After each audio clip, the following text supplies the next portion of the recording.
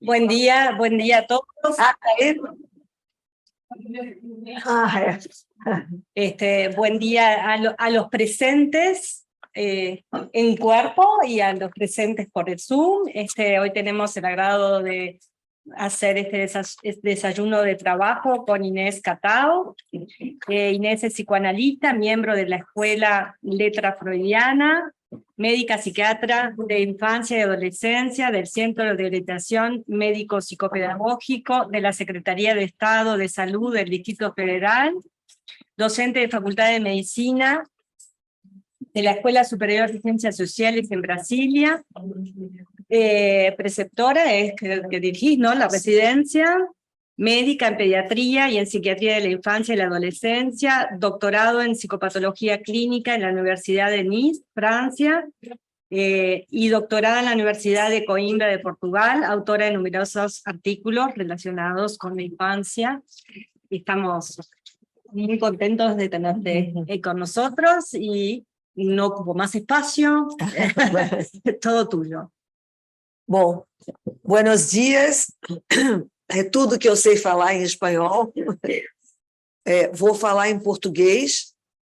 Tenho uma tradutora, mas acho, pelo que eu tenho visto desde esses dias, cheguei na terça-feira, que vocês compreendem bem o português, né?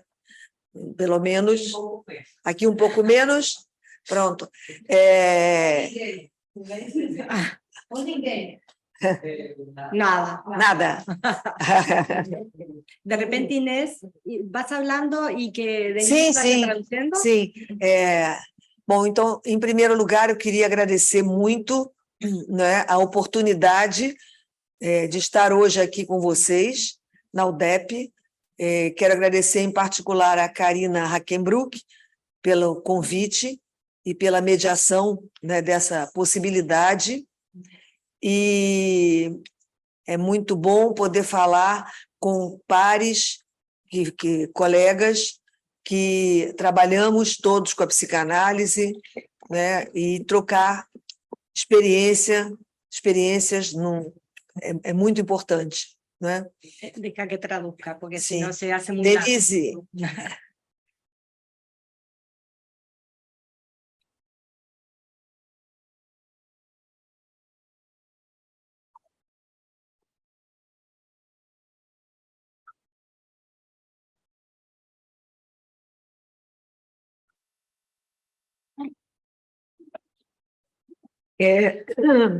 Então, hoje eu trouxe alguns pontos para falar sobre a relação, o tema que me foi proposto, né, os desafios atuais em relação à clínica psicanalítica com a infância. Denise, você vai traduzindo?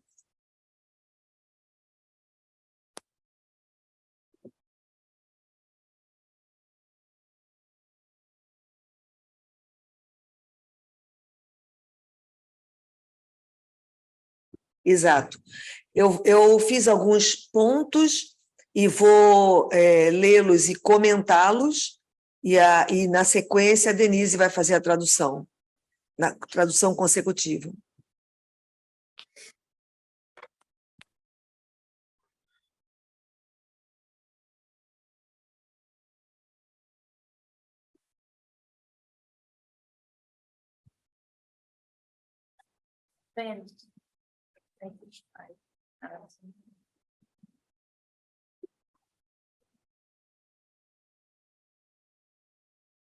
Perfecto. Sí.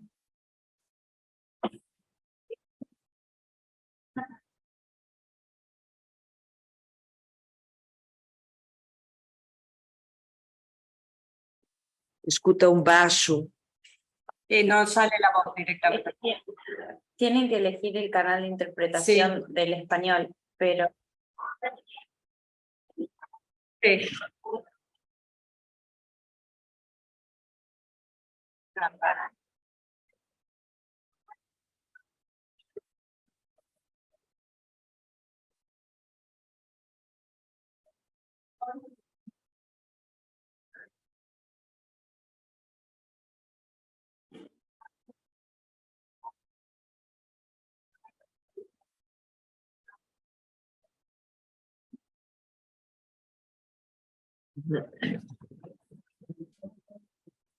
Bom, a clínica psicanalítica com crianças é toda ela feita de desafios.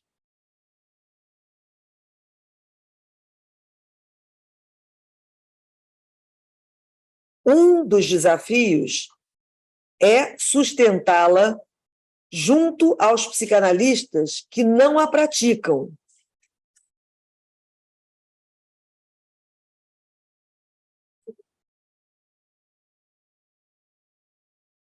E que, por isso, a tomam como uma psicanálise aplicada.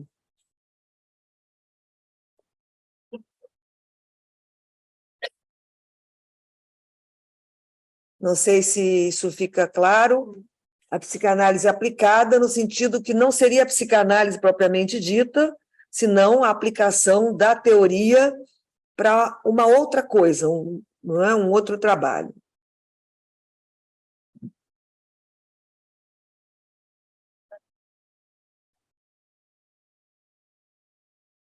Não, seria a aplicação da teoria para um trabalho que não seria a psicanálise propriamente dita.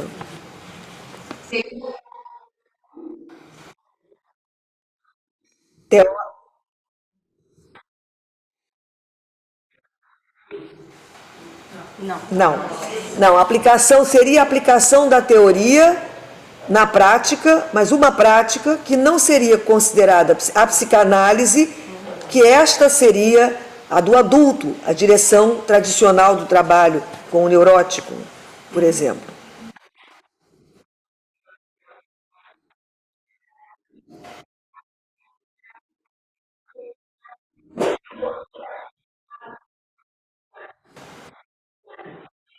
Não. Sería la aplicación de sería la aplicación de la teoría psicoanalítica en un entorno clínico que, si se mira de afuera, no sería lo que uno consideraría la clínica psicoanalítica clásica, para llamarlo de alguna manera. É isso, pronto. Talvez pelo fato de que nesta a psicanálise clássica, não é? As construções em análise, é o título de um texto do Freud, tomam, na prática com a criança, essas construções tomam um outro sentido.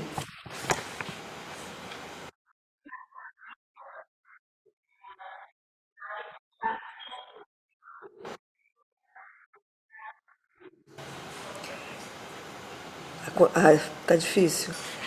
As construções em análise é um nome de um texto do Freud. Construções. Sim.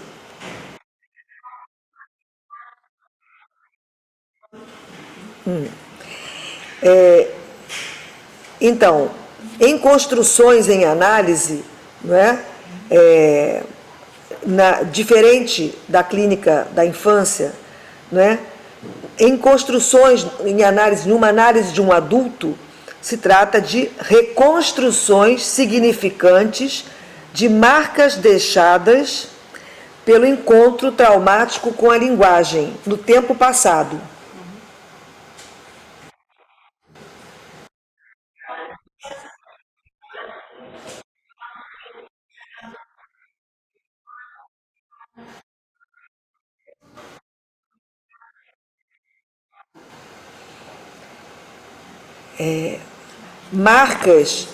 As marcas deixadas por esse encontro com a linguagem determinam, eu esqueci, não foi dito, eu sou uma psicanalista lacaniana, né?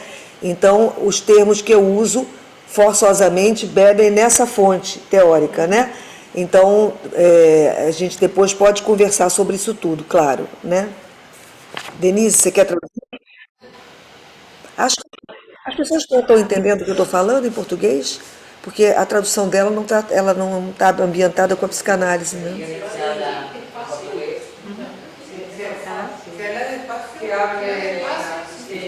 Eu acho que é melhor, porque... Sim, eu acho que é melhor eu ir lendo, falando, e se houver uma questão assim que não se compreenda, aí então é feita a tradução. porque senão... Então eu vou retomar. A clínica psicanalítica com crianças, ela é toda feita de desafios. Então me pedem que fale dos desafios atuais, mas eu começo por dizer que ela é toda desafio. E o primeiro desafio que me ocorreu comentar é o da sustentação dessa prática com a criança, a prática psicanalítica com a criança, que, não obstante exista há 100 anos, certo? Anos 20 do século passado, Melanie Klein, Ana Freud, ela é ainda considerada por muitos como psicanálise aplicada. Não seria bem psicanálise, seria uma psicanálise aplicada. Sobretudo com bebês, crianças pequenininhas, né? E isso talvez tenha a ver com o fato, né, do que são as construções em análise, texto do Freud, na clínica com a criança, né?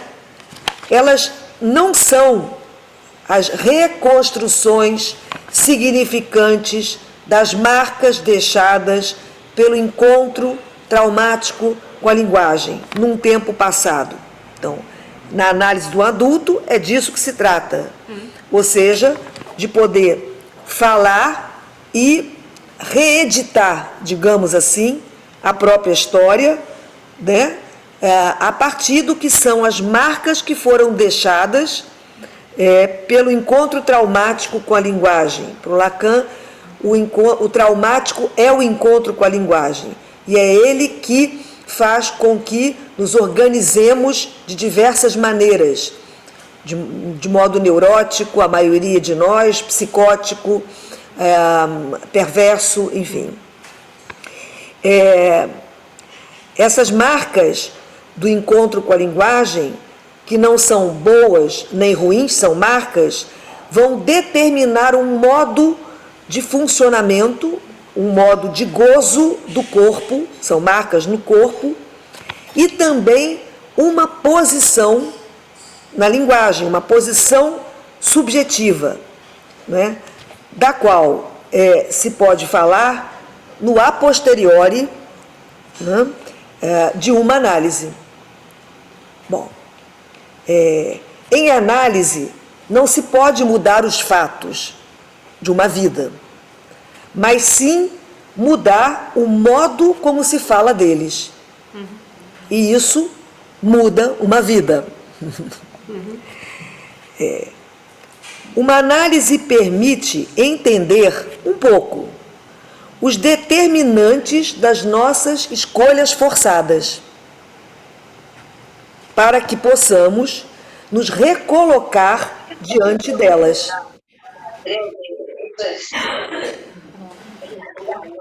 Tem alguém com o áudio aberto. O trabalho da análise permite a edição da verdade do sujeito em certa medida, na medida daquilo que do inconsciente pode passar a palavra. Nem tudo do inconsciente pode passar a palavra, mas, né, tudo aquilo que pode passar a palavra, a gente pode lidar com isso de uma outra forma. Ora, o tempo da infância é um tempo outro, particular. Não é um tempo antes. O tempo da infância não é um tempo de espera do tornar-se adulto. Apesar da marca de dependência quase absoluta da criança do adulto cuidador. A infância, como diz um pedagogo muito importante no Brasil, Vital de Donnet, a infância é um tempo de estreias, de primeiras inaugurações, de primeiros espantos. Por isso ele diz que é um privilégio acompanhar o desenvolvimento de uma criança, né? E que a gente deveria acompanhar esse tempo e escutar a criança com a urgência de quem sabe que a infância vai acabar. Eu acho isso muito bonito, por isso que eu repito. É do Vital de Donnet.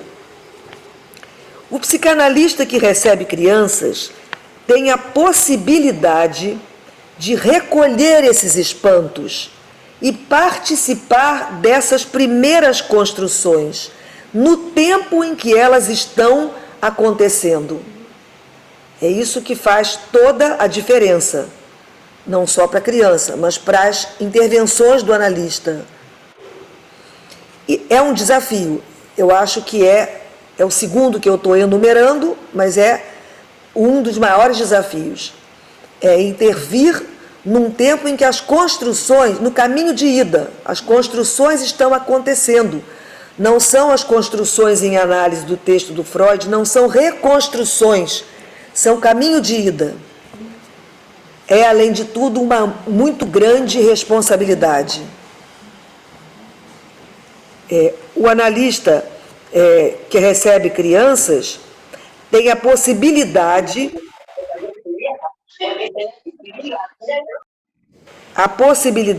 de intervir como facilitador em impasses na constituição do sujeito. Tem alguém com o áudio aberto? Não para garantir, nosso trabalho não é garantir uma estruturação sem mal-estar. Isso não existe para o ser humano, né? O mal-estar é para todos, que desde sempre no campo da linguagem, inclusive para os bebês e para as crianças pequenas. Então não intervimos para pôr fim ao mal-estar, mas para que a criança possa armar um modo próprio de sustentação subjetiva na vida. O psicanalista que recebe crianças participa da montagem do infantil na criança. O maior desafio, entretanto, da clínica psicanalítica com crianças é o fato de que ela não se dirige a quem a demanda. Nenhuma criança vem sozinha aos nossos consultórios. Ela vem trazida pela mão de um adulto. E o nosso trabalho não se dirige a quem o pede, os pais. Quem demanda a análise de uma criança são os pais ou a escola. Quer dizer que a transferência passa por eles. Ninguém consegue trabalhar com uma criança sem fazer o trabalho de transferência com os pais. Não é? A criança, sem eles, a criança não chega até nós, ou se ela chega, não fica. ¿Viene siguiendo bien? Sim? Por isso é que recebemos os pais ou cuidadores antes e durante o trabalho com a criança.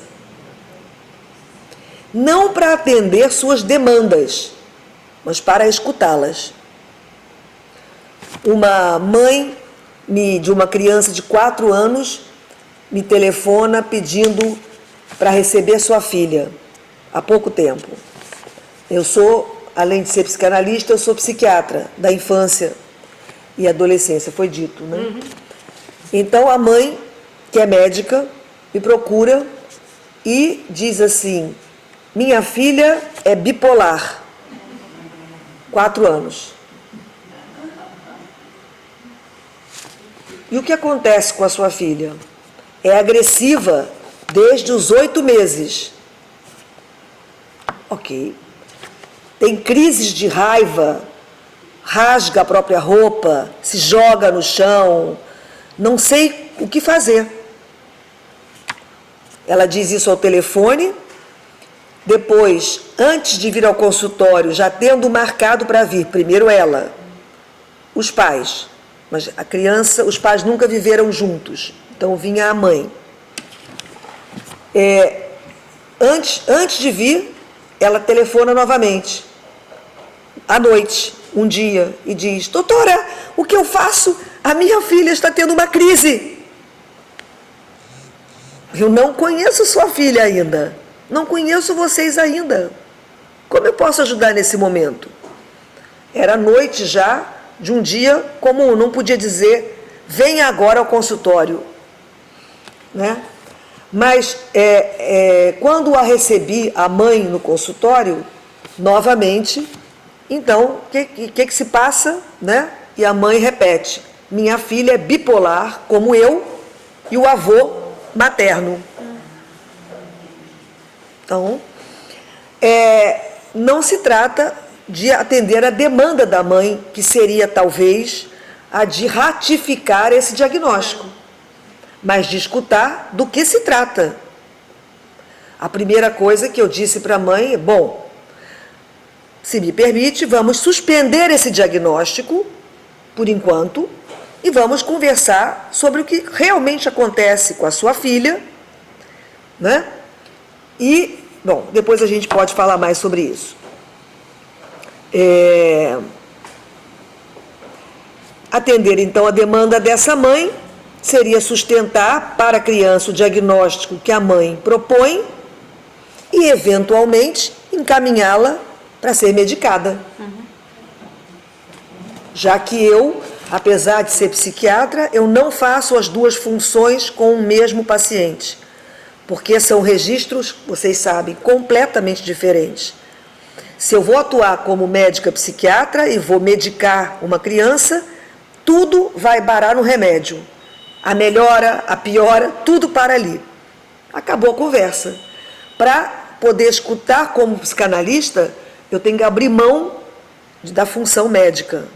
Então, eu não faço a dupla função com o mesmo paciente. Nesse caso, se a criança precisasse de medicamento, o que eu duvido, mas se precisasse, eu a encaminharia. Nossa posição, como eu disse, acabei contando, estava escrito, acabei contando, foi a de interrogar o diagnóstico e escutar a mãe para saber de onde vem aquela construção. Né? E foi muito interessante, porque a primeira vez eu estive com a mãe, na segunda vez eu estive só com a menina, que entrou no consultório, que brincou normalmente, tranquilamente. Claro, também não me conhecia. E na terceira vez, só foram 3 até agora, ou 4, acho que umas 4, enfim. Ela, na terceira vez, que foi a segunda, com a mãe, eu disse à mãe, na hora, eu disse à mãe que entrasse. E foi muito importante, porque a mãe pôde falar, né, um pouco mais sobre a situação da criança, com a criança na sala. E ela pôde falar, né, da vida dela, das dificuldades dela. Ela disse, já tinha dito na primeira vez em que veio só, ela tinha dito, eu sempre quis ter filho. Ela não disse, eu sempre quis ser mãe, eu sempre quis ter filho, né? Nem estou questionando filho, filha. Eu sempre quis ter filho.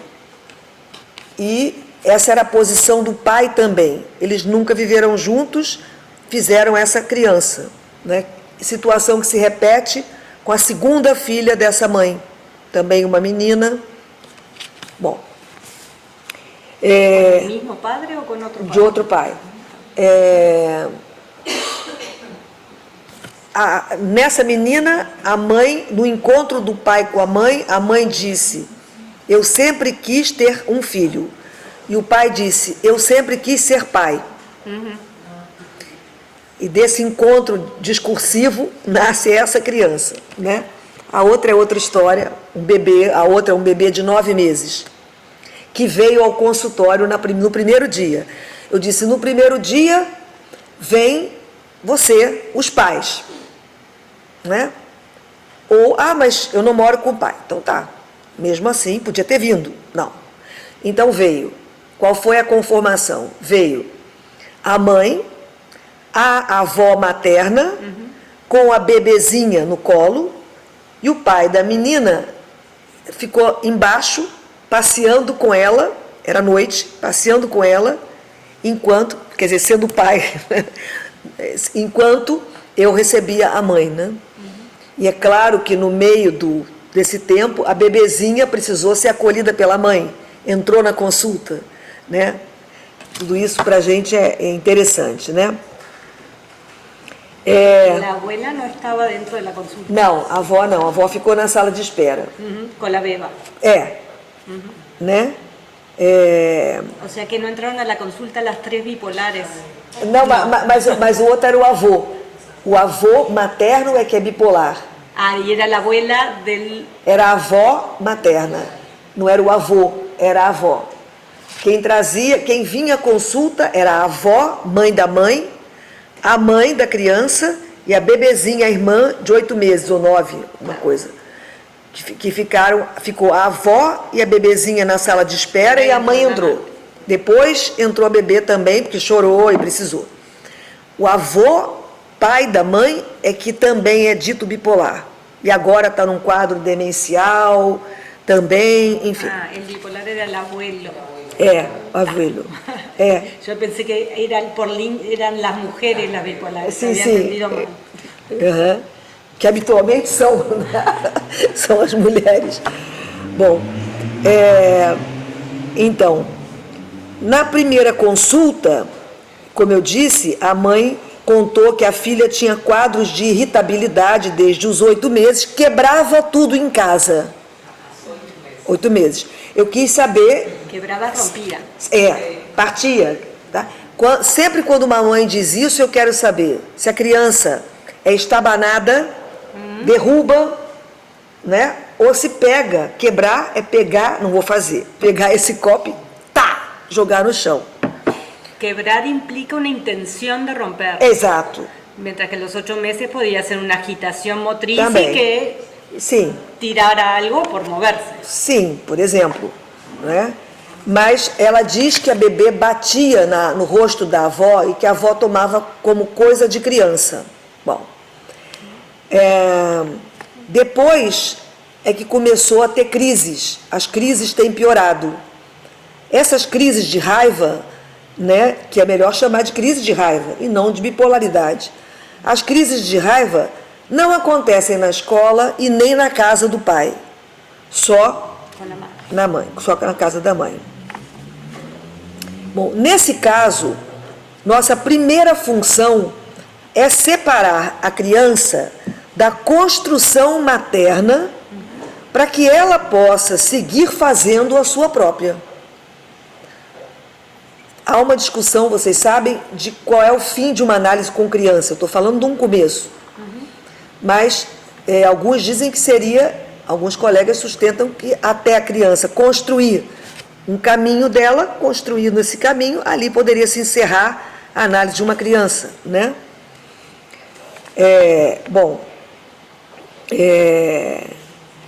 Mas fazer isso, mas sem deixar de ouvir a mãe, de escutar a mãe, ouvir nem está certo aqui, né? De escutar a mãe, mesmo sabendo que não se trata ali da análise dela. Isso é uma dificuldade, é difícil isso. A construção de que se trata na clínica psicanalítica com crianças não é sem os pais, nem apesar deles, e sim com eles. Atender a criança e não a demanda dos pais é uma dimensão ética dessa clínica. Outro desafio é delimitar o campo de abrangência da nossa ação. O psicanalista trabalha com o corpo-linguagem, o corpo erógeno, o corpo pulsional, ou seja, né, o corpo pulsional que está em montagem, no caso da infância. Nós não trabalhamos com o corpo orgânico da medicina, né? Mesmo quem tem uma formação médica como eu, anterior. Eu não trabalho ali com o corpo orgânico, com o corpo ao natural. Como se articulam o corpo do vivo e o psiquismo nessa criança? Isso é que nos interessa. E é o que fez com que muitos de nós chegássemos a essa clínica. É o meu caso, por exemplo. Não venho da educação, nunca tive um interesse particular em crianças.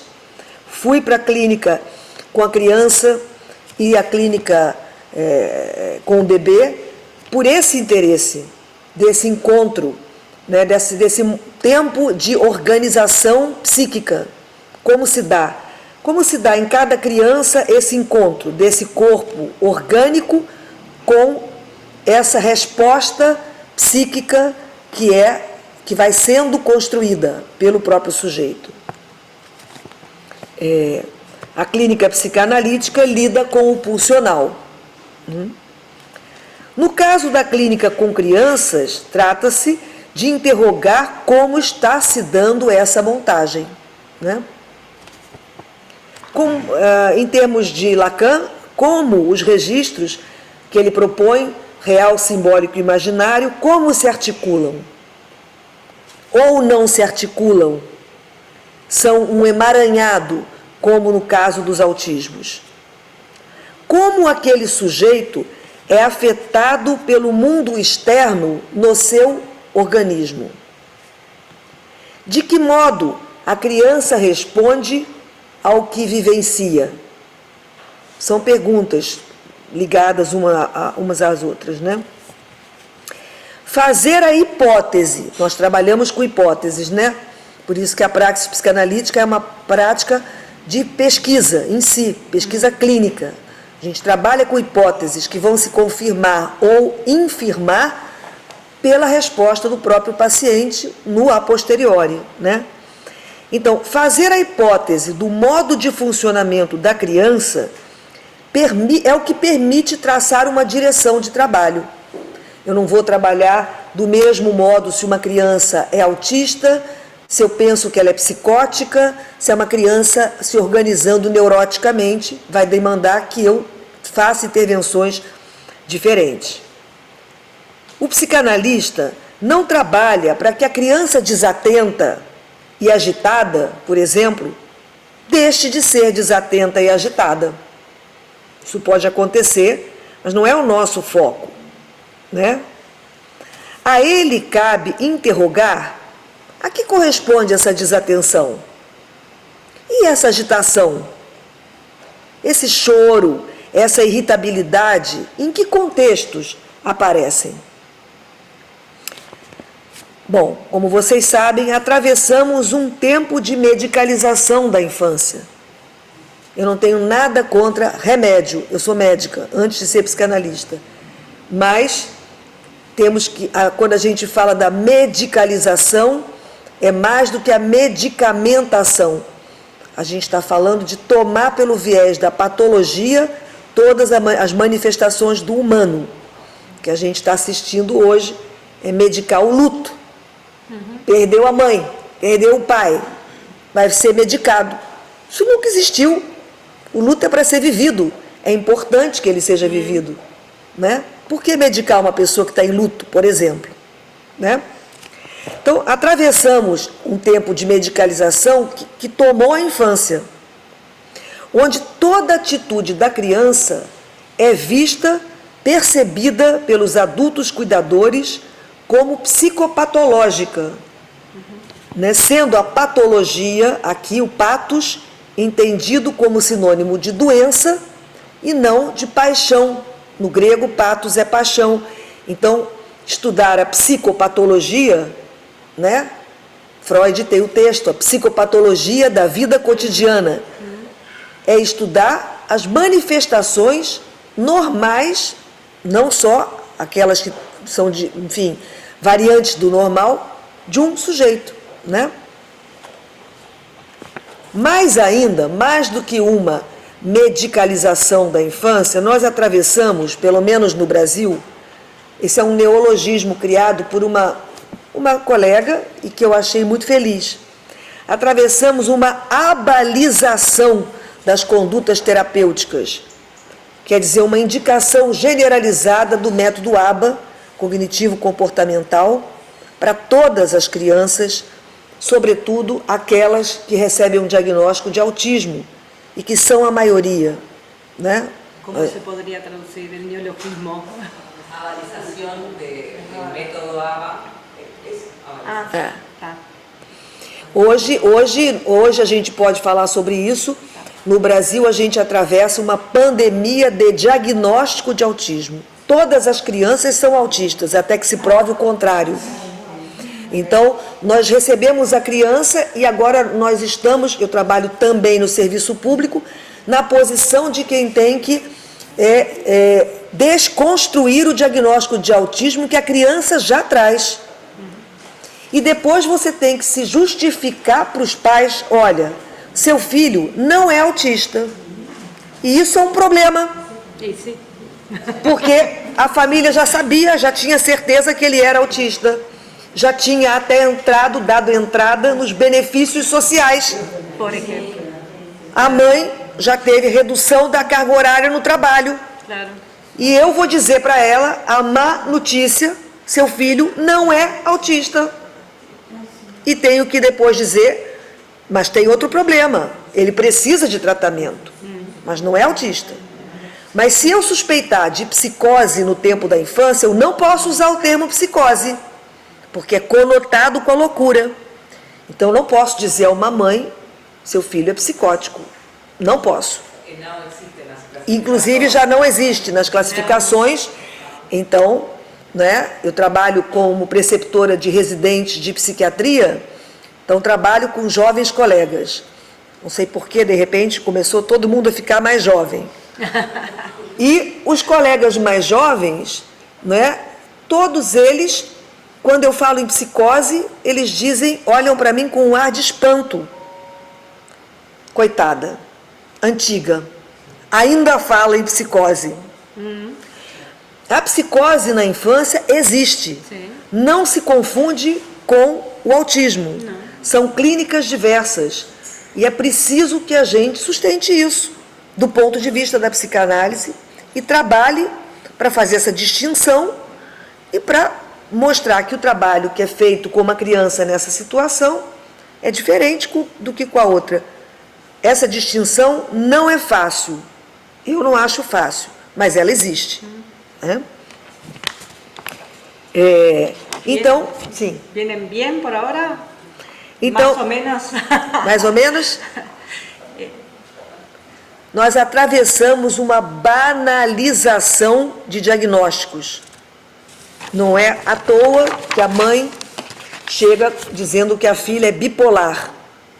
É muito grave, porque se eu digo que a criança é bipolar, primeiro que a gente está arrastando as categorias diagnósticas do adulto para a infância. E a infância é outra coisa. Já tem há pelo menos um século a infância, a criança não é um adulto em miniatura, ela tem um modo próprio de funcionamento. Então temos que fazer uma classificação própria, ou um modo próprio de pensar a infância, e não arrastar do adulto. Em uma época, vivemos uma época de diagnósticos apressados, que não é a mesma coisa que detecção oportuna de sofrimento psíquico. Apresados, apresurados. Apresurados. Eu trabalho há muitos anos, não é, com detecção oportuna, mas não é, obviamente, o mesmo do que um diagnóstico apressado. Então, nós estamos vivendo situações assim, uma mãe vai quem contou esse exemplo? Uma mãe vai a uma fonoaudióloga e a fonoaudióloga, na primeira consulta, sem a criança, fecha o diagnóstico. Ou vai a um neuropediatra, a mãe, e a criança está dormindo. Ele não falou com a criança, não viu a criança funcionando, brincando, enfim, ou não brincando, e diagnostica autismo. Primeira consulta, criança dormindo. Isso é um diagnóstico apressado. O exemplo da Karina, que deu outro dia. Un niño, ¿no? Va a la consulta con el neuropediatra, o la psiquiatra, y la neuropediatra le hace preguntas a la madre, no sé qué, en algún momento le pregunta a él cómo se llama, si alguna cosa más, qué le gusta hacer, el niño no le contesta. Entonces, pase a policlínica de autismo. La madre estaba muy angustiada, después llegó a mí para una segunda opinión, digamos. Cuando sale la mamá le dice al niño, pero ¿y por qué no le contestaba un planito? ¿Y por qué ella no me miró nunca? Não, as pessoas que não ouviram na sala, a Karina está contando um exemplo recente da clínica dela, de uma criança que foi ao neuropediatra e que o médico perguntou como te chamas, e a criança não respondeu. E a criança saiu dessa consulta com o diagnóstico de autismo. E a mãe foi perguntar depois por que a criança não tinha contestado, dito o nome, falado com o médico. E ela disse, porque ele não me olhou nunca. Então a criança não respondeu. E como ela não falou, recebeu esse diagnóstico. Bom,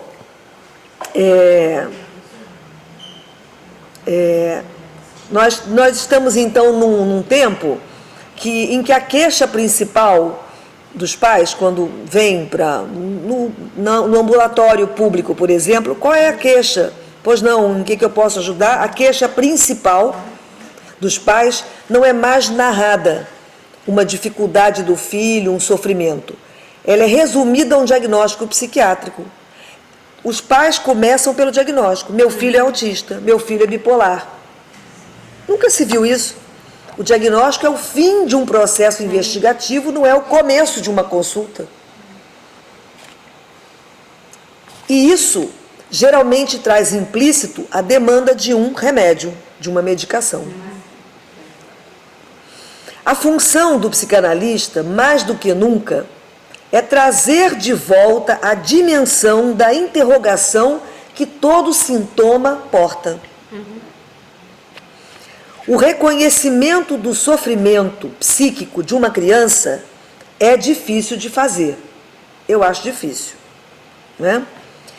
É preciso tempo e escuta da criança. Não é toda criança que diz, né? Mamãe, eu não quero mais morar aqui. Né? Com 3 anos de idade. A maioria não é assim, fica irritado, estabanado, deixa cair uma coisa. Um sinal de sofrimento, né? Lembramos que o brincar é o dizer da criança.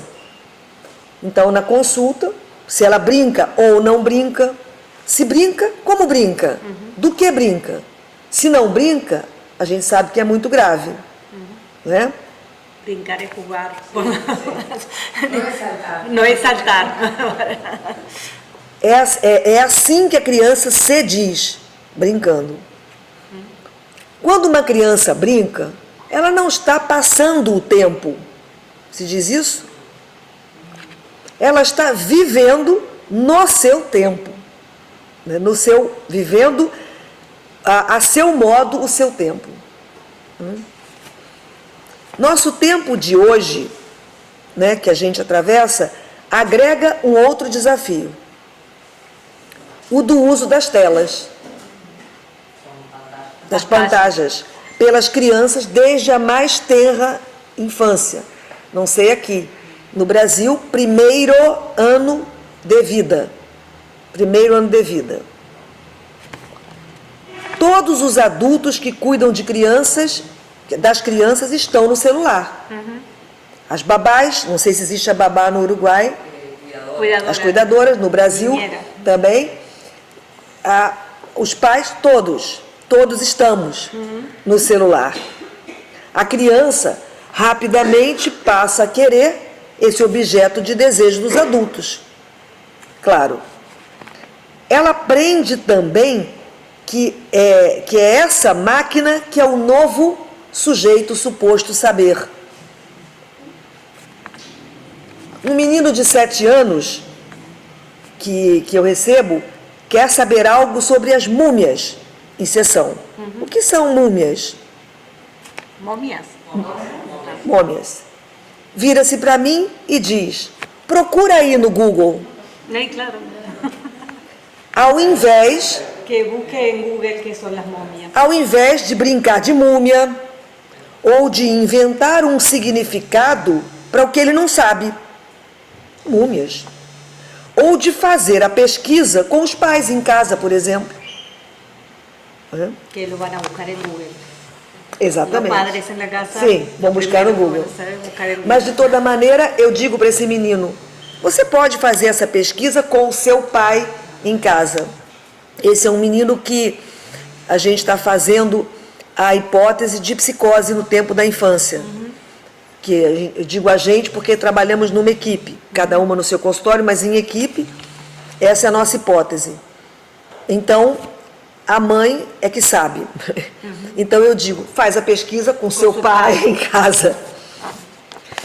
Em outros momentos, elas próprias, as crianças, pedem o celular e ficam horas sozinhas, entregues a eles, enquanto seus pais vão fazer outra coisa. Chamei a essa situação da nossa infância de negligência digital. Um outro menino que recebo, com quase 8 anos, não se interessa por nenhum brinquedo no consultório. Ele olha, abre o armário, ele olha os brinquedos e diz com desdém, tenho igual em casa. Mas em casa só joga videogame, todo o tempo, sozinho. Fala muito rápido, um discurso taquilálico que repete a fala dos pais. 7 anos, quase 8. Paguei muito caro por isso, uma coisa qualquer comprada. Por esse tênis ou por esse casaco, paguei muito caro. Pergunto, você comprou? Não, minha mãe, meu pai. A mãe adora marcas, dá muita importância a marcas. Ele também. Então, só vem com roupas de marca, de grife. O tênis é não sei o quê, o casaco é não sei o quê, o boné é não sei o que lá. São sintomas da criança, né? Bom, lá atrás, quando esse chegou e eu perguntei se ele tinha alguma questão que achava que eu podia ajudar, ele disse, sou ansioso como meu pai. Então, ele fala, né, não se interessa por brincar de nada. Na última vez disse, eu não quero falar. Ele adora falar. Eu não quero falar. Quero brincar. Ok. Pegou 2 brinquedos no armário, brincou um pouco, e falando o tempo todo, e logo abandonou os brinquedos. É muito engraçado o modo dele de fala, que é sempre assim, minha mãe tem várias bolsas da marca tal. Uma marca caríssima. Entendeu? Enquanto isso, ele parece não desejar nada. Então, não é autista, tem um trabalho a fazer. Agora eu recebo os netos de pessoas conhecidas, não sei porquê. mãe. Famosa. Comecei a receber, não, os netos, porque eu estou ficando madura. Então, começo a receber os netos. Chega uma colega e que traz o neto, esse é o neto. Então, se valendo de que a gente se conhece em outro contexto, na sala de espera ela diz, acho que ele está muito bem, que é como quem diz, podemos encerrar. Acho que ele está muito bem, melhorou muito, está muito bem. Não sei até onde vai, mas ele precisa de análise. Mas não é autista, de fato. Hoje, se uma criança vem para avaliação, e se eu disser aos pais, seu filho não é autista, a criança não fica em trabalho, mesmo que precise de continuar uma psicoterapia, não fica. Tenho recebido muitas meninas irritadas, a queixa da irritação, da irritabilidade, que muitas vezes denota, é um sintoma depressivo, um sintoma, né? E se a criança não entrar dentro do diagnóstico de autismo, os pais acham que ela não tem nenhum problema, mesmo que os sintomas permaneçam em casa, né? Bom, ao analista, nesse caso desse menino, né? Eu estou caminhando para o fim. Ao analista, nesse caso desse menino, caberia introduzir o desejo de nada, ou seja, um esvaziamento que permita o movimento desejante, né? Já que ele tem tudo, quem acha que tem tudo, né? Já comi de tudo, já comi de todos os... eu já comi muitos pratos diferentes, de várias nacionalidades, já comi de tudo, 7 anos. Falei, você já comeu de tudo? É mesmo? Aí ele fica perguntando para mim se eu já comi isso, se eu já comi aquilo, coisas que ele já comeu, que são meia dúzia de coisas, 7 anos. Bom, agora eu vou poder perguntar para ele, e você, já comeu chivitos? Já comeu chivitos? Chivitos. Chivitos, já comeu chivitos? Ah, não comeu chivitos ainda, tem que ir ao Uruguai. E lo busca en Google, el chivito. Exatamente. Trago ainda para a nossa reflexão uma questão muito presente no Brasil hoje, não sei se aqui. A violência doméstica, não raro com desfecho de feminicídio. Quantas crianças são vítimas passivas dessa situação? Que marcas dessa vivência, dessa contingência real, são deixadas em cada uma delas? Em março desse ano, eu recebi no serviço público uma criança de 3 anos e 8 meses com uma suspeita de autismo. Ela vinha com os pais. Esse era o 3º casamento da mãe. Ela tinha 4 filhos. 2 do primeiro casamento, 1 do segundo e esse menino, 3 anos e 8 meses, do 3º casamento, o atual. Os pais estavam separados. Eu até achei bacana, porque, apesar de separados, estavam os 2 em consulta. Percebi que a mãe era cega de um olho, do olho esquerdo. ¿La madre qué? No veía lo que hicieron. Tá. Era ciega de un ojo. Isso.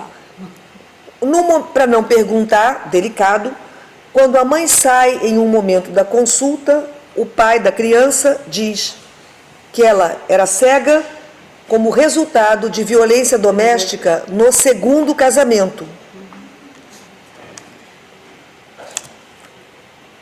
Menos de 2 meses depois, no dia 9 de maio, eu recebi uma avó que vinha no serviço público buscar um atestado médico para a criança ingressar na creche. ¿Ingresar a dónde? Entrar, Médico para entrar en la guardería. para entrar na guarderia. Como não é necessário atestado médico para nenhuma criança entrar em escola, no Brasil, acho que aqui também, a escola é um direito da criança, garantido pelo Estatuto da Criança e Adolescente, e um dever dos pais. Não precisa de atestado nenhum. Eu fui ver o que tinha acontecido, por que estava pedindo o atestado. Então, a avó me conta que agora é dela a guarda daquela criança. Ela era a mãe do assassino da mãe da criança. Quem era o assassino da mãe dessa criança? Da mãe da criança? Sim, o pai da criança. Quem era o pai? Aquele da consulta de março. Então, na consulta de março, eu recebi o casal separado, mas junto na consulta, com a criança. Menos de 2 meses depois, foi ele que disse que ela era cega por violência doméstica do outro casamento. Menos de 2 meses depois, este homem matou esta mulher. Não com uma facada, mas com 46 facadas. Pero el marido actual o el anterior? O atual. O pai dessa criança, de 3 anos e 8 meses. Denunció la violencia doméstica del anterior, la mata con 46. Matou com 46 facadas. À noite. A avó da criança, presente ali, que tem a guarda hoje, né? Mãe do assassino, está preso. A avó dizia, não passa nada, a criança estava dormindo. Claro. Como Alguém acredita que uma criança estava dormindo numa noite que acabou em 46 facadas. Né? Qual o efeito sobre essa criança? Furamos todas as filas, adiantamos as filas, a criança passou a ser recebida semanalmente, totalmente desorganizado, totalmente, um mar de brinquedos, não fala uma palavra, não olha, parece autismo. Não sei a quantas violências vem sendo submetido. Será autismo? Não sei, né? Bom,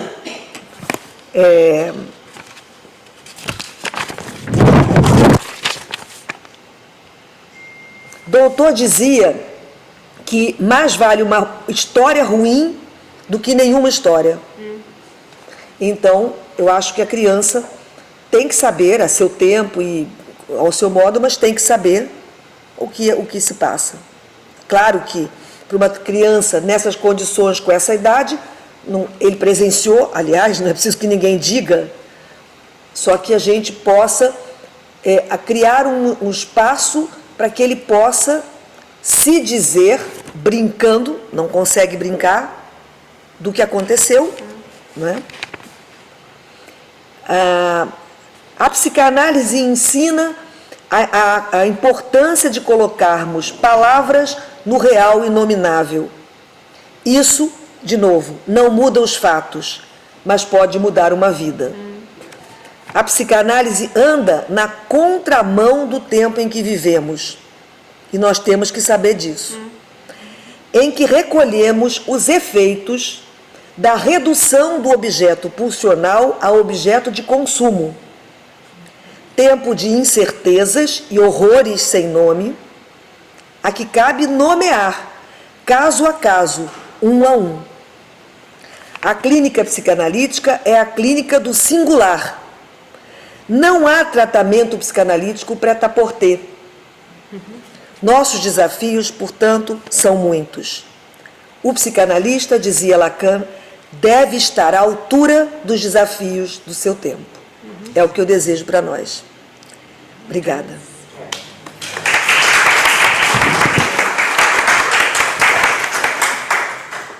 Bueno, muchas gracias. Creo que se pudo seguir.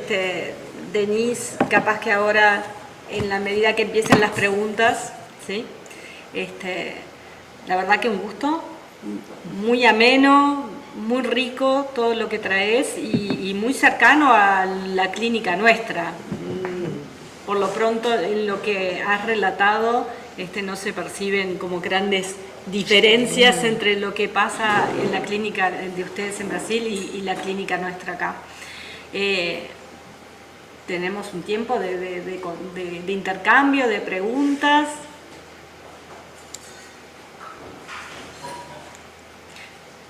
También sentí muy cercano el trabajo con los niños, ¿no? Porque a veces uno como que tiene una teoría a la que adhiere, una teoría psicoanalítica a la que adhiere, pero en la clínica, cuando puestos a trabajar, me parece que no hacemos cosas muy distintas, ¿no?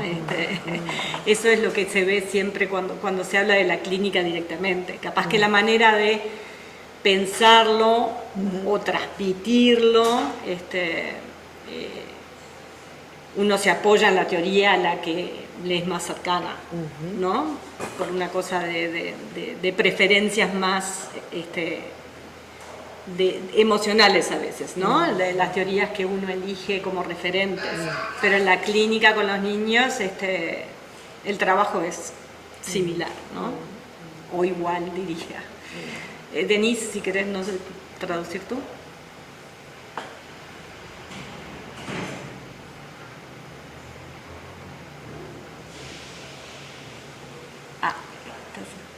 Exacto, sí. Sí, ahora sí.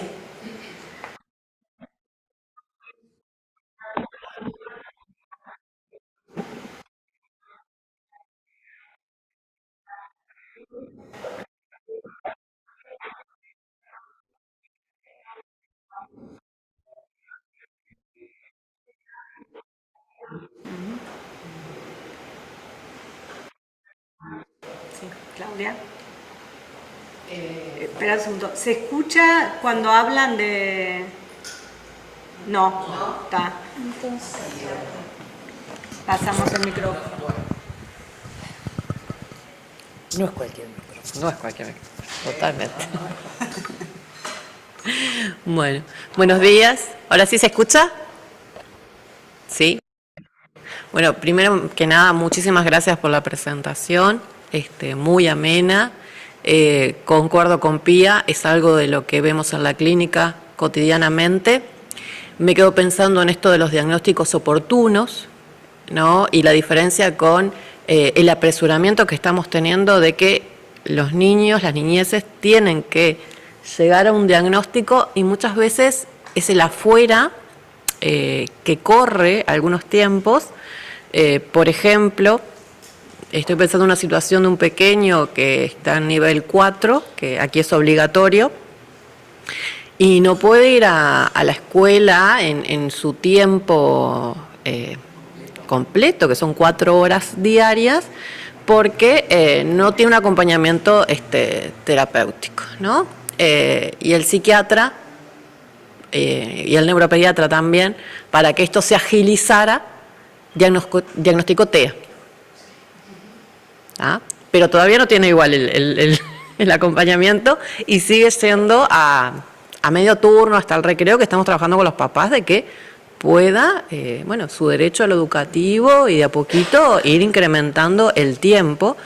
Y esto que tú dices del trabajo con esos papás, no la atención de un análisis de ellos, sino en relación a lo que le está pasando a ese niño, es muy necesario. Siempre estoy convocando y bueno, de hecho, recientemente pasó que el niño venía con unos desajustes, empezó con unas conductas, cito a los papás, empiezo a trabajar con ellos, a la siguiente el niño viene con otra calma, ¿no? Entonces, esto que tú dices es muy necesario, este trabajo y los tiempos, que claro, no son los tiempos psíquicos que necesitamos, el tiempo de construcción cuando hay una desorganización interna, y estos apresuramientos de los afueras y la poca contención también, ¿no? Estos papás lo llaman a todos los tratamientos que tiene, pero claro, no se sienten contenidos, no hay una afuera tampoco que los contenga y el sistema educativo no, hace aguas. A gente, eu passo isso também, essa criança que eu disse que estou recebendo, é uma criança que está na psicose no tempo da infância, a gente diz assim, a mãe me pediu, porque nesse caso, como eu disse, eu não faço a dupla função, mas posso estar num caso como psiquiatra. Nesse caso, dessa criança, eu estou como psiquiatra. Que a psicóloga pediu que fosse eu, porque ela sabia que eu não ia medicar, não ser o necessário, etc. E para a escola, a mãe me pediu que colocasse efetivamente o diagnóstico de TEA, que não é o nosso para a criança, para que ela tenha a possibilidade de acessar, de ter um monitor para ela, que ele precisa, uma turma reduzida que ele precisa, ele não é TEA, mas ele precisa de um monitor e de uma turma reduzida. Então, eu tive que colocar no laudo dele, TEA, a pedido da mãe, a mãe ainda me sugeriu, eu detesto isso, me sugeriu um parágrafo de uma lei, para que eu colocasse ali, para que ele pudesse ter esse acesso junto à escola, a escola ficasse respaldada de fornecer isso a ele. Então, a gente se vê nessa situação também. Não é? Lo cual es totalmente perverso. Exatamente. Ahí lo que hablábamos ayer, como de cuánto antes. No sé, el micrófono. Decía que es totalmente perverso, ¿no? Y de ahí como la importancia de lo que hablábamos ayer, de poder tener una mayor sintonía con las políticas públicas, ¿no? Porque si no, ¿de qué estamos hablando? Digo, se tiene que llevar, ¿no?, la clínica, el niño, para que tenga derecho, ¿no?, a la educación o a algún tipo de diagnóstico que no es, para que reciba. É uma cascata de equívocos. Eu não vou falar de todos eles que eu tenho. Eu estou há 17 anos num mesmo serviço público. É uma das coisas que eu faço, que é um ambulatório de referência de atendimento de criança de 0 a 12 anos no Distrito Federal, no Brasil. Eu estou há 17 anos nesse serviço, então eu pude ver várias mudanças que têm ocorrido, né? E poderia dizer, falar aqui para vocês várias consequências, o que eu estou chamando de cascata de equívocos, por exemplo, da inclusão em 2013 no DSM-5 do autismo, no que passou a ser chamado de TEA, transtorno do espectro do autismo, né? A criação desse grupo, TEA, e também, né, a definição do autismo como transtorno do neurodesenvolvimento. Para mim, isso é um equívoco. Há uma foraclusão, para usar um termo do Lacan, né, há uma expulsão do psíquico nessa nomeação. Transtorno do neurodesenvolvimento. Cadê o psíquico? Isso leva a uma cascata de equívocos. Mas tenho colegas com quem eu trabalho que são psicanalistas lacanianos e que defendem essa nomeação para sustentar que há um problema no bebê lá de trás, e um problema que seria orgânico, são hipóteses de pesquisa, sem confirmação, né? Não é que a gente não acompanha as pesquisas, a gente faz um esforço de acompanhar as pesquisas, mas uma coisa são as pesquisas, o que é pesquisa não pode ser dito como verdade.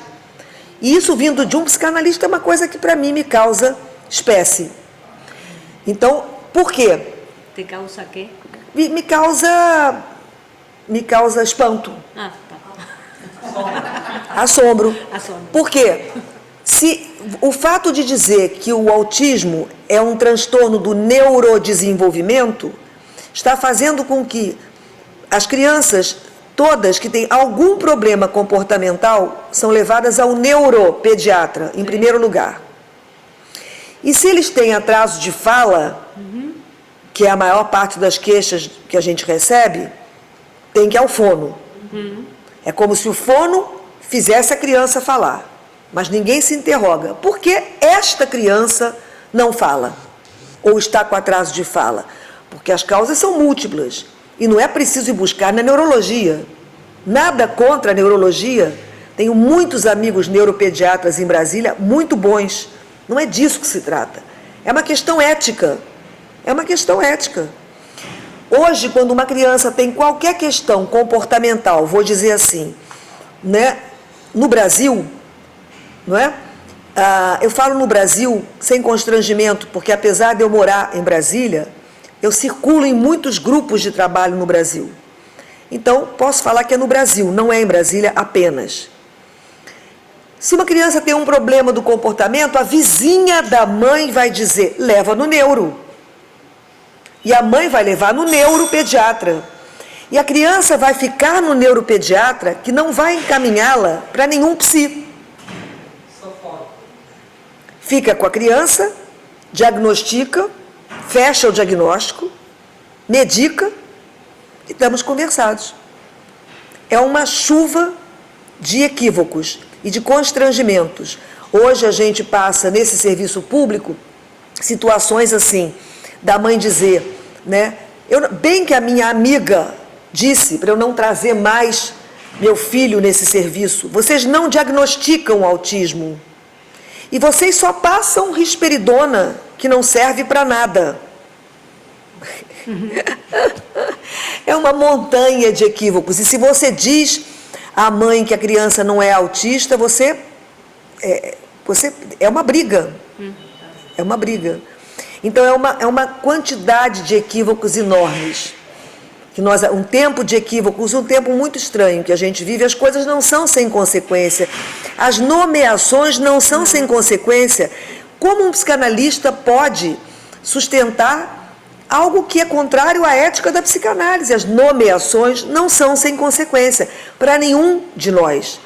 Como é que o Lacan falou da pulsão? A pulsão é o eco no corpo do fato de que há um dizer.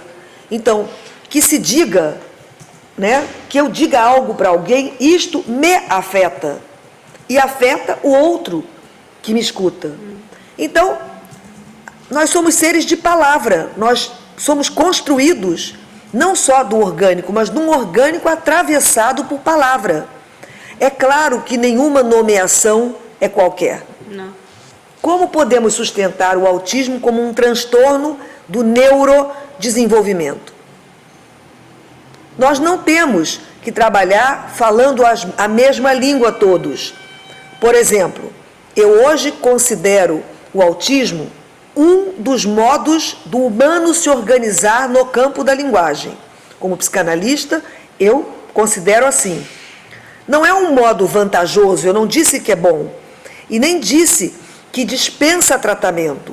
O que eu digo é que é uma das possibilidades do humano se organizar, é uma organização frágil, no campo da linguagem. Não é? Eu não posso sustentar hoje, não é, que algum remédio vá curar alguém do autismo. Hoje eu sei que o autista, uma vez que esteja nesse funcionamento, não sai desse funcionamento, mas melhora dentro desse funcionamento, por exemplo, em segmento de psicanálise, em psicoterapia psicanalítica, por exemplo. Né? Nós todos temos testemunhos disso nas nossas clínicas e nós temos que escrever sobre isso. Nós temos que escrever sobre a clínica da infância, escrever sobre os nossos testemunhos clínicos de quem chega para nós e que muda, né, com os nossos tratamentos. Não é? Então, um neurótico vai à análise, por mais anos que faça de análise, não deixa de ser neurótico, mas muda muito. Desculpa. Então, é isso. Eu me empolgo e vou falando de outras coisas. Ahí está. La tenés vos más a mano porque no puedo bajar. Hay preguntas de... Sí. ¿A mí? ¿Me toca a mí? Sí. Escucha, bueno, buen día, mucho gusto. Agradezco que haya traído este tema porque, bueno, hace años estamos trabajando en Facultad de Psicología en estas investigaciones, incluyendo la de huérfanos por femicidio íntimo, que, bueno, que es un problema muy grave, muy serio que se está tornando aquí en Uruguay. Hay un cambio de paradigma muy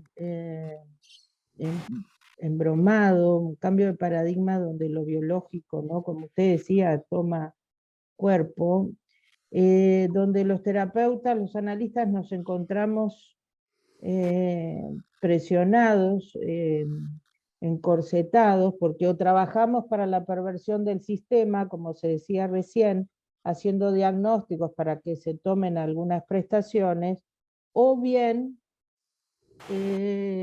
trabajamos para la resistencia de los padres.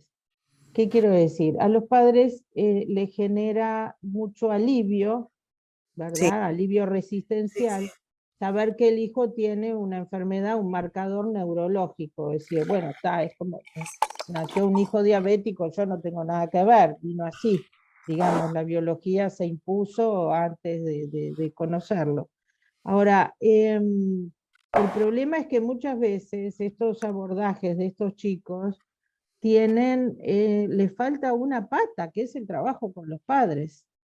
Les falta, si trabajan con el niño, va al psicomotricista, va al psicólogo, va al psiquiatra, va al neuropediatra, y nadie trabaja con los padres, digamos. Entonces, usted decía, bueno, el síntoma, que hable el síntoma, pero a veces el síntoma es vinculado, a veces no, yo me atrevo a decir 95% de las veces es un síntoma vincular, digamos, porque ese niño se produce, su subjetividad está producida de esa manera en una familia en la que nace y en la que pasan circunstancias, ¿verdad?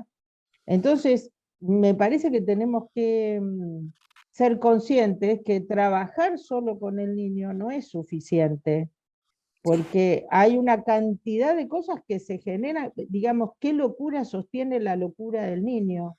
¿No? ¿De dónde viene la locura del niño, digamos, que se hace carne en él, pero tiene otro sentido en otros niveles. Eso por un lado. Por otro lado, el tema de la cuestión de los derechos de las infancias. Es tan grave lo que está pasando, tan grave en nuestro país y en todos lados. Hemos debatido, no sé si usted conoce María Aparecida, de Campinas, digamos, toda esa línea de la patologización y medicalización de las infancias. En un grupo de trabajo en la Institución de Derechos Humanos, porque esto tiene estatuto de derechos humanos, porque son los derechos de los niños los que están siendo arrasados.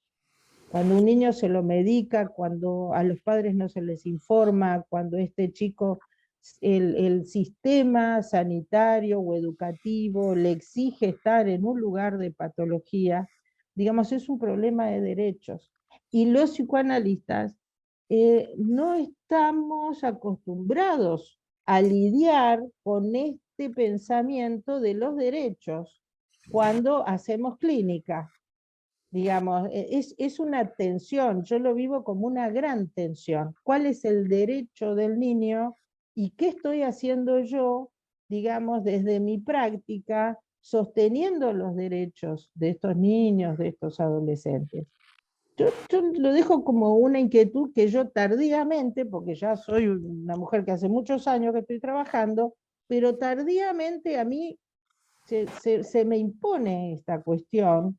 Cuando empezás a pensar la patologización, es decir, los diagnósticos, los tratamientos, todo esto que sucede en estos países y que por supuesto acá ya sabemos quiénes son los que ganan, no pensamos en términos de derechos de las infancias y las adolescencias. Y esto va unido con la formación de los recursos humanos. A mí me gustaría saber, creo que usted ayer estuvo en el Pereira Rosell, ¿no? Tuvo una conferencia. Me gustaría saber cómo le fue, quiénes la fueron a escuchar, si fueron los médicos a escucharla, porque hemos tenido muchos problemas en el diálogo con los psiquiatras por el tema de la patologización de las crianzas, de los niños, digamos, porque se sienten atacados, pero en realidad hay que pensar en conjunto, ¿no?, los abordajes, porque una cosa sola no es suficiente. Pero hay que tener también en la mira la cuestión de los derechos de las infancias y de las adolescencias, porque este relato suyo de que un niño que necesitaba un aval para entrar a la escuela es un problema de derechos grave. Pero acá, cuando me llega una mamá y me dice, la maestra dice que antes del recreo ya me lo tengo que llevar, porque si no después se excita mucho y no puede, ¿sabe lo que yo le digo? Señora, vaya a la comisaría, vaya a la policía y diga que a su hijo no lo dejan entrar a la escuela, porque le están prohibiendo un derecho que él tiene. Digamos, de esto hay 1000 anécdotas, ¿no? 1000 anécdotas, como por ejemplo en los liceos hay un problema, se arman las famosas comisiones de no sé qué, porque un chico le pegó a otro, y les prohíben entrar mientras la comisión está funcionando. Eso es un atentado a los derechos de los adolescentes, porque les prohíben entrar a estudiar. Entonces está todo pervertido, digamos, y nosotros tenemos un sufrimiento muy grande porque no sabemos bien cómo ubicarnos frente a estas cosas tan complejas. Las cuestiones de la infancia, de la adolescencia, son altamente complejas. Entonces, ¿cómo podemos pensar en un diagnóstico tan simple, ¿no? Bueno, disculpen la extensión, pero es un tema para mí apasionante. Gracias, Alicia. Karina, ¿querías comentar algo? Y vamos redondeando porque estamos en hora. No, un simple comentario en lo que decía Alicia, que concuerdo en la mayoría de las cosas planteadas, pero me pregunto en relación al ejemplo del niño que la maestra le dice que vaya hasta la mitad del horario, ¿no? Seguramente ya lo pensaste o lo viste antes con la mamá y con el niño, pero en principio yo tendría primero claros qué es lo mejor para ese niño, ¿no? Porque en muchos casos puede ser que lo mejor sea el medio horario, ¿no? Y después ver la cuestión de derechos, ese matiz. Bueno, muchísimas gracias de nuevo. La Yo que verdad que ha agradezco. sido muy rico. Estos intercambios, a veces el tiempo queda corto, pero por lo menos da para Sí. iniciar, Sí, sí, ¿no? sí. Iniciar un ida y vuelta que puede llegar a ser muy provechoso. Muchas gracias a todos por habernos acompañado el día de hoy. Va a quedar subido a YouTube, o sea que si en algún momento lo quieren revisitar, porque eso es la ventaja de la tecnología, Sí, ajá. uno a veces, ¿no? En el momento lo vuelve a escuchar después y hay cosas que uno sigue pensando. Así que un gusto, Inés. Muito obrigada. Y hasta la próxima. Eu agradeço também muito a vocês a oportunidade, a presença de todas, de todos que estavam aqui, porque tinham todos lá também. E até uma próxima oportunidade. Espero que seja o começo de uma conversa. Obrigada. Gracias.